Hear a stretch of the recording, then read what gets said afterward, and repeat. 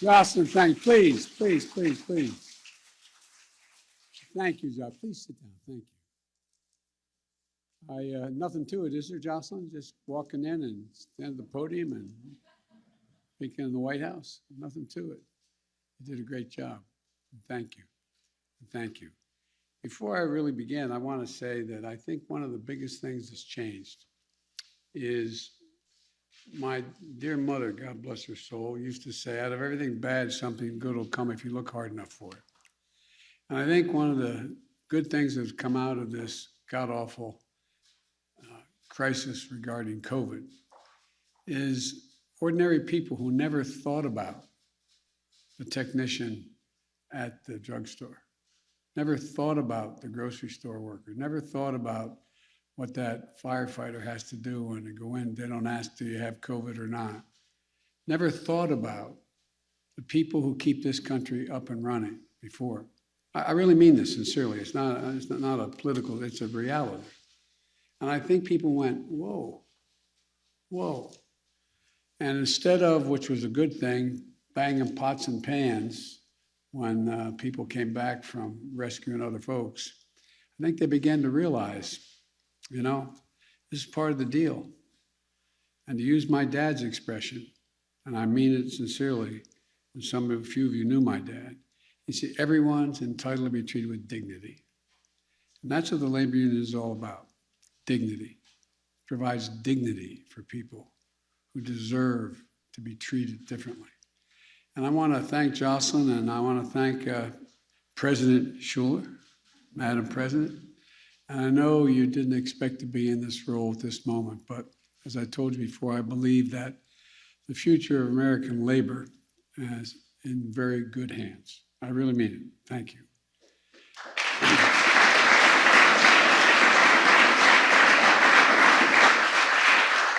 And I want to welcome everyone to the White House, and I really mean that. This is your house. It's not hyperbole. It's a fact. This is your house. I wouldn't be here without you. That's, again, not hyperbole. In my White House, you'll always be welcome. Always be welcome. Labor will always be welcome. You know, you've heard me say many times, I intend to be the most pro-union president, leading the most pro-union administration in American history. But I think one of the reasons I'm able to do that is the public is changing too. You've changed the public. You've educated them a lot.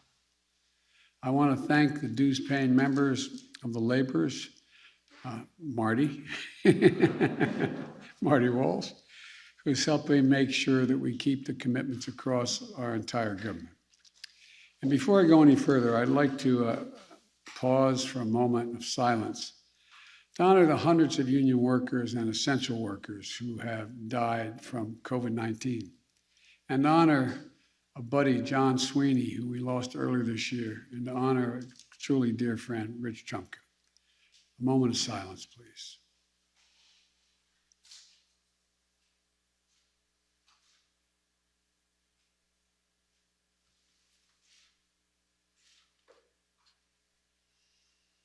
Thank you. This is real. One of the things I admired about Rich is that he understood what people in this economy are really facing. He, like most of you, felt it in his bones. He understood what had happened to workers in this country, like you do. I've got to know a lot of you really, really well. You just feel it. You taste it. You understand it. I get kidded by my staff for all these years, and I say, I trust the person most who arrives at the right decision when it starts in their gut, it goes to their heart, and then they have the ability to articulate it because it goes to the brain. They're the ones that never back down. They're the ones that stay with you. The ones who arrive at it intellectually are the ones that first, I welcome that, but they're not the ones who are stay to the end. And, you know, Rich understood the past and the challenges like so many of you who've lived and led through these moments. But he also understood the future. I think he understood who built this country and the tools that were needed to build it back and build it back better. You've heard me say it 100 times. We're the only country in the world that goes into a crisis, and when we come out of it, we're stronger than before we went in it. That's by building back better. We're going to build back better. We have to. We must. We will. Because that's who we are. That's what America is. On Labor Day, we honor the dignity of the American worker.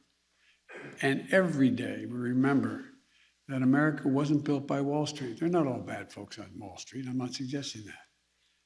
But they didn't build America. It was built by the middle class. And unions built the middle class.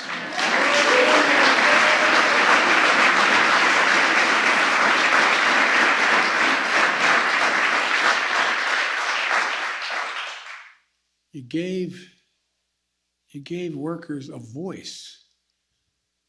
All the way back from my great-grandfather Blewett, who was a mining engineer. Back to the days of the Molly Maguires and all the way, and folks were treated in Northeast Pennsylvania in the coal mines. You gave people a voice. Molly Maguires, they were a little tougher. You gave them a hard time, you ended up on the doorstep in a bag. But, think about it. What are the basic things? My dad used to say, we just ought to give people ability to just be able to take a deep breath, have a little bit of breathing room. And what are those things? Well, healthcare, a pension, God willing, higher wages in a safer workplace, and protections against discrimination and harassment. That's not asking too much. We fundamentally transformed how we live and how we work in this country. The reason we have is because of the victories won by labor. I'm going to be a bit repetitive. The 8-hour day, the weekend, time and a half for overtime, safety standards, sick days, victories for all of us. Because I might add, I notice when you all do that, everybody benefits. Whether they belong to a union or not. Whether they belong to a union or not.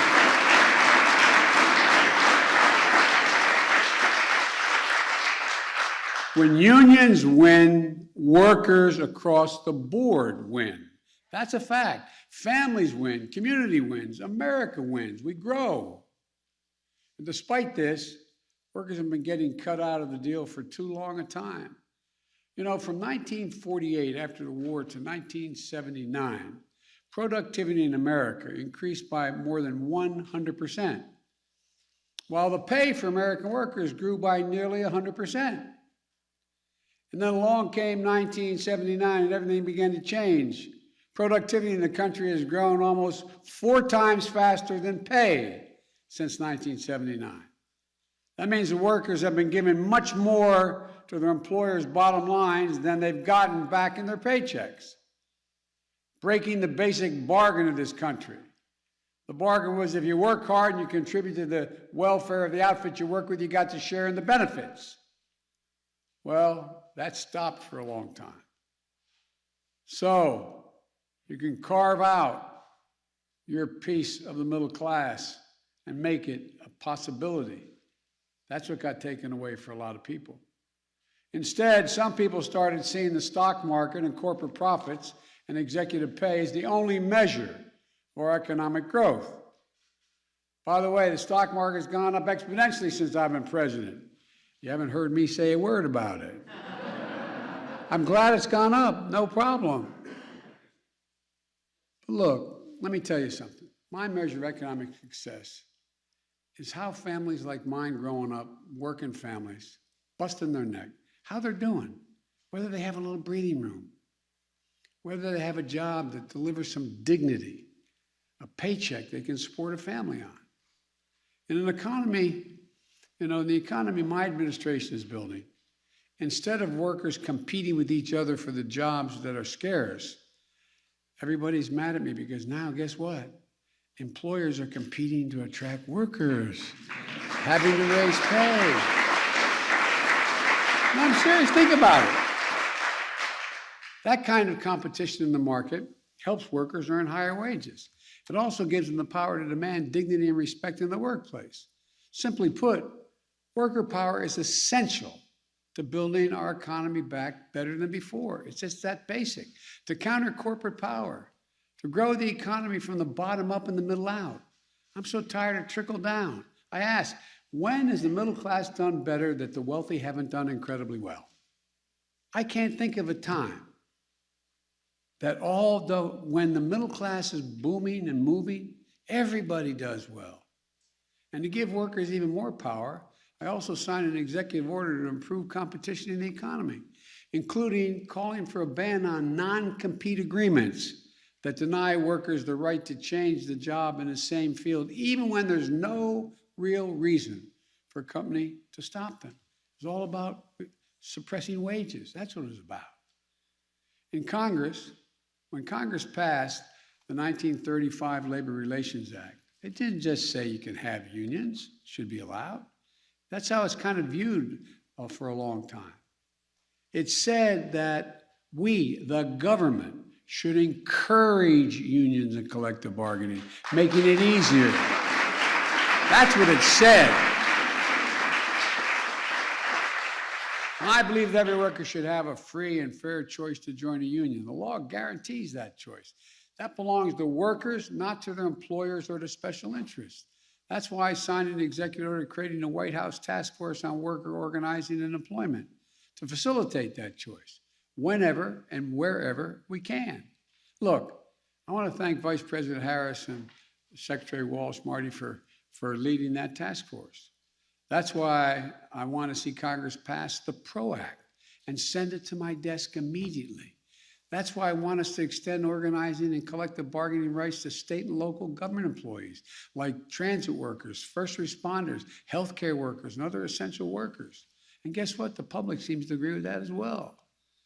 Government should never be a barrier to workers organizing. It's government's job to remove those barriers, but it's up to workers to make the choice whether to organize or not, whether to form a union or not.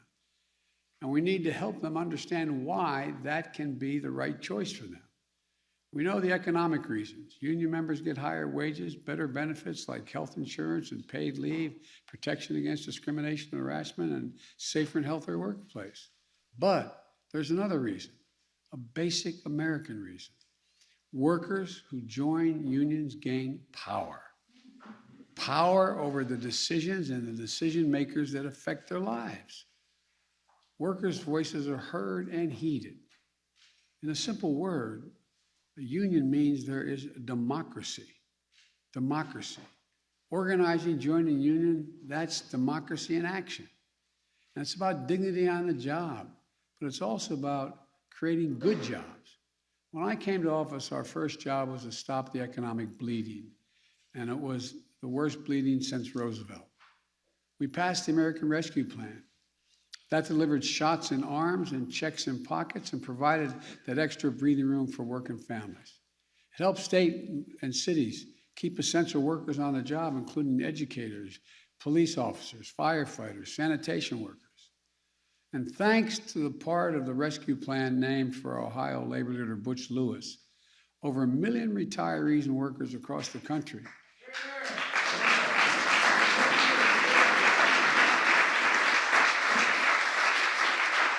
they can trust that the pensions they work for and sacrifice to secure will be there for them. You know, and with a bipartisan agreement we reached to rebuild America's infrastructure, we're going to be putting hundreds of thousands of people to work, including plumbers, pipe fitters, electrical workers, steel workers, so many other union workers, modernizing roads, bridges, water systems, broadband systems, capping abandoned oil and gas wells that are leaking, over 100,000 of them, making the same salary as digging that well. It creates jobs for American workers and makes our cities and towns more resilient and better able to meet the climate crisis. And to keep those jobs here at home, when your government spends the taxpayer's dollar, it's going to buying American goods, made in America by American workers.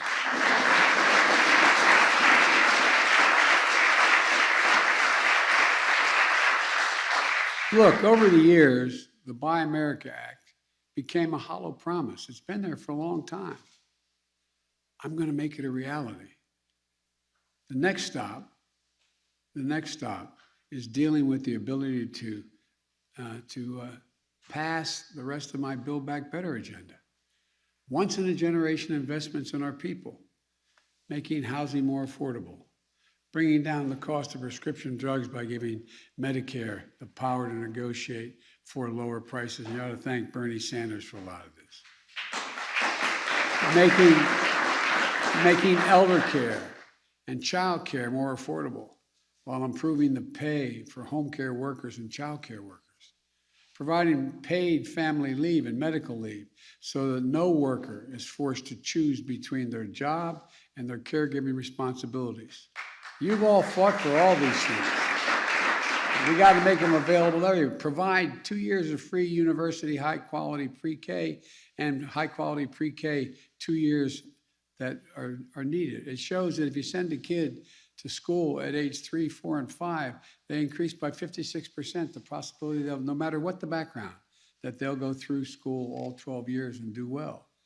And when I asked, in the Obama administration, I was asked to find out from the CEOs of the Fortune 500 what they most wanted, what they most needed, what was their greatest concern. And over, I think it's, don't hold me to the exact number, 348 or 47, I can't remember the number we got to, said the single most important thing is they needed a better educated public. But guess what? They weren't paying for it. And guess what? Does anybody think if we were starting off from scratch, setting up public education, we'd say 12 years is enough in the 21st century? So look, we have to invest in high quality job training and apprenticeships in fast growing sectors. Compete to give middle-class families a well-deserved tax cut for daycare and health care, and provide a significant monthly tax cut for working families with children. That's what it is. Everybody talks about my child tax credit. It is a tax cut for ordinary folks. That's what it is.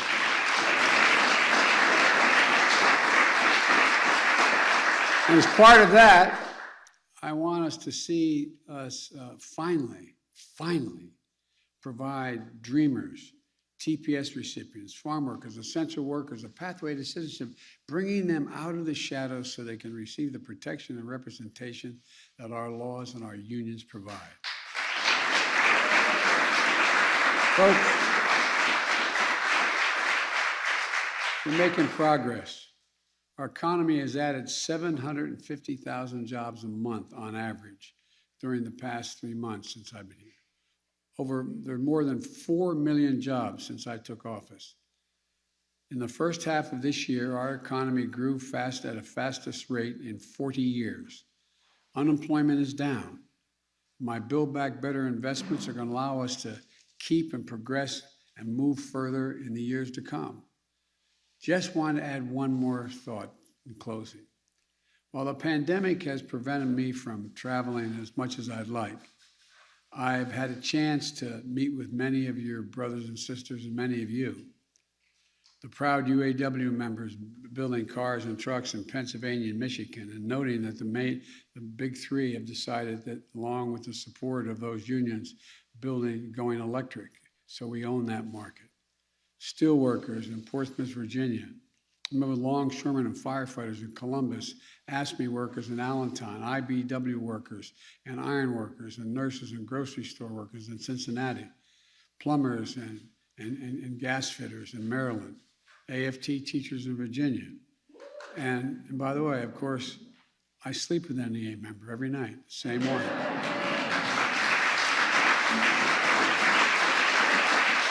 Same one. Jill had her first day of full-time teaching yesterday. This year, back to school. And look, I've talked with union transit workers, machinists, laborers, and welders in Wisconsin. We've had Teamsters here in the White House, and the Teamsters always have my back. And last week, I met with the first responders in New Orleans. And on Monday, I dropped by some of the IBW linemen in Delaware, helping recover from Hurricane Ida. You know, in the last year has taught us anything. It's what's essential. And what's essential is you, not a joke, you and your union members. Wall Street could go on strike, But all of a sudden, in the middle of this IDA, every IBEW member resigned, we'd be in real trouble. I say that to make a generic point. I think we significantly underestimate, and I think even you guys sometimes underestimate, the incredible value you bring to the safety, security, and growth of the economy. You know, you're America's heart and you're America's soul. And we all need to fight as hard for them and work as hard for them as we can. And I want to say the press was very, not just the press, a lot of people were very skeptical that when I was talking about we had to deal with the environment, that labor would never help. Well, guess what? Labor's the reason it's working.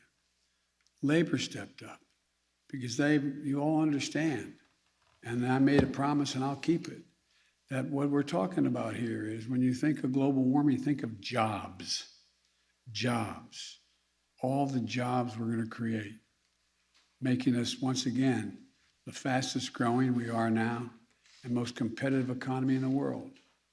So folks, you do it all. I'm sorry to go on so long, but I can't thank you enough for all you've done for the country and what you've done for me over my career.